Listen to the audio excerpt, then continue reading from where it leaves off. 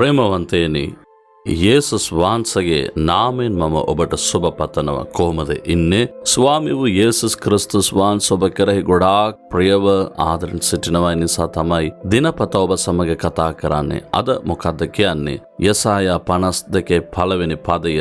සියෝන් පිබිදෙන්න නුඹේ බලය පැලඳ ගන්න.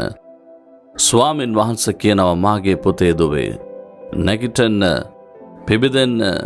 ඇයි ඔයා ක්ලාන්තයටපත් වෙලා ඉන්නේ? ඇයි ඔයා වේදනාවෙන් සිටින්නේ? ස්වාමින් වහන්සේ තුළ ඔබ පිබිදෙන්න, ධෛර්යමත්ව නිදාගෙන ඉන්න එපා. ක්ලාන්තයටපත් වෙලා සිටින මුකුත් කරන්න බෑ. ඔබට බලය මම දෙන බව උන්වහන්සේ කියනවා. බලය ඔබ පැලඳ ගන්න. ඒ නිසා උන්වහන්සේ අපි බලවත් ලෙස සිටින එක තමයි උන්වහන්සේ කැමති වෙන්නේ. ආබ්‍රහම්ට දෙවියන් වහන්සේ දර්ශනෙදී කිව්වා, මම සර්ව බලධාරී දෙවියන් වහන්සේ. ඒ පදේ මොකද්ද කියලා තිබෙන්නේ? උන්වහන්සේගේ බලයෙන්ද, උන්වහන්සේගේ ශක්තියෙන් ඔබ පෙරෙන්නට අවශ්‍යයි.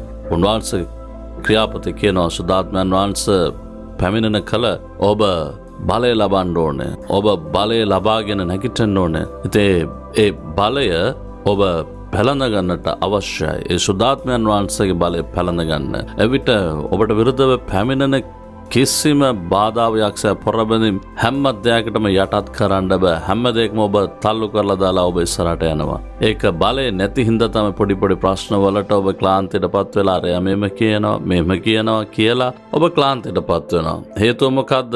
බලය නැ. දෙවියන් වහන්සේ කියනවා බලය පැලඳගෙන නැගිටින්න කියලා. ඉතින් ස්වාමීන් වහන්සේ කියන ඒ බලය මම දෙන බව.